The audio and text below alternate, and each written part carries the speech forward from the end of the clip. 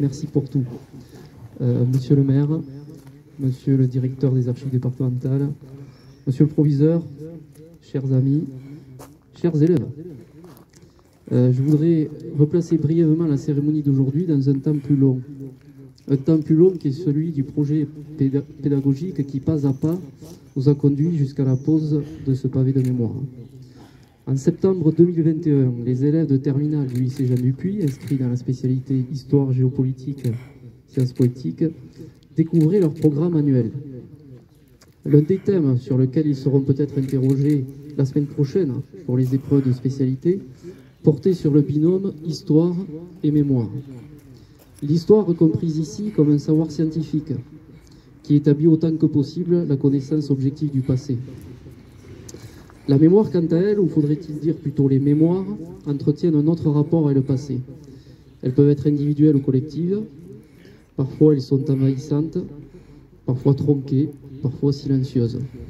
Souvent elles sont revendicatives, pour certaines périodes elles entrent même en concurrence.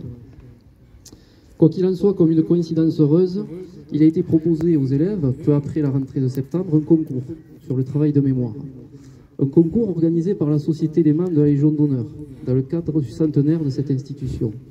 J'en profite pour remercier les membres de la SMLH 65 qui nous ont accompagnés durant le projet, notamment son président, le général Guillermin, et la secrétaire en charge, entre autres, du volet pédagogique, Jeannick Cab. Participer à ce concours était une manière à la fois concrète et pratique de travailler les deux notions histoire et mémoire. Une ancienne élève du lycée ayant déjà étudié le parcours 12h40, à travers un panneau d'exposition, nous avons décidé de creuser le sillon et de réaliser un film sur cet homme originaire de Pologne, arrêté à Tarbes en février 1943 parce qu'il était juif. C'est à une véritable enquête historique que les élèves se sont livrés, et je veux remercier ici les archives départementales, notamment Cédric Brouet, Patrice Isaac et bien entendu le directeur François Justinani, mais aussi le musée de la Résistance et de la Déportation, en particulier Sandrine Espouey et Camille Valat-Loubert, pour leur accueil, leur soutien et toutes les informations qu'ils ont pu nous transmettre. La réalisation du film a été aussi l'occasion d'échanger en visioconférence avec Toby Sonman, une parente 12h40 qui vit aujourd'hui aux États-Unis. Très investie dans l'histoire du génocide à travers son propre récit familial, c'est elle qui est à l'origine du projet de pose du Stolperstein. Cette idée garantissait d'inscrire matériellement et durablement dans le paysage urbain tarbais le fruit de la recherche des élèves, et ce pour l'enseignement et la prise de conscience de toutes et tous. Deux questions ont été difficiles à résoudre lors de la conception du film. Tout d'abord, l'adresse, étant donné le changement de dénomination et de numérotation de la rue depuis 1943.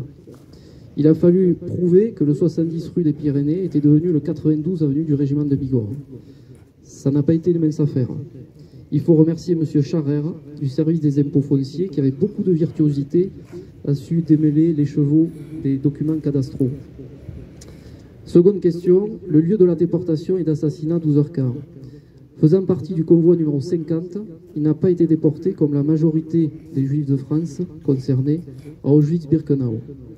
C'est le célèbre avocat et historien Serge Klarsfeld lui-même qui, preuve à l'appui, nous a certifié qu'Ouzer-Khan a été déporté à Sobibor, un petit village qui se retrouve aujourd'hui de nouveau au centre de l'attention puisqu'il se situe précisément à la frontière polono-ukrainienne.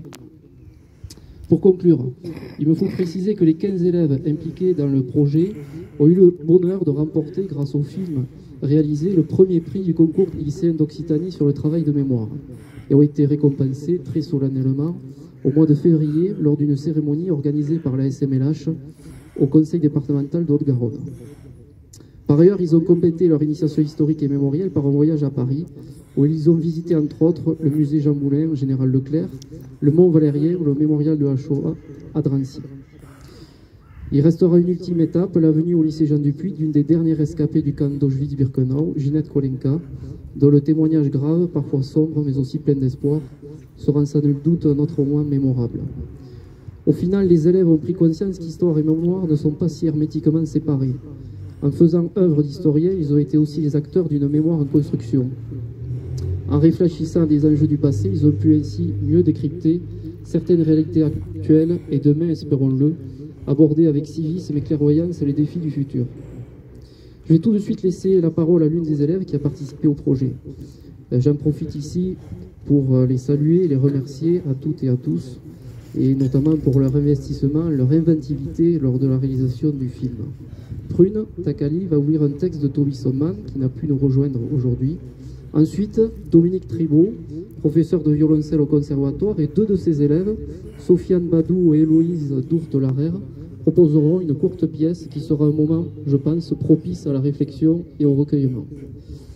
Je les remercie beaucoup d'avoir accepté de jouer dans des conditions qui ne sont pas simples ce matin. Monsieur le maire, que je remercie très sincèrement pour son soutien à l'ensemble du projet pédagogique et en particulier pour son autorisation d'implantation du pavé, conclura la cérémonie.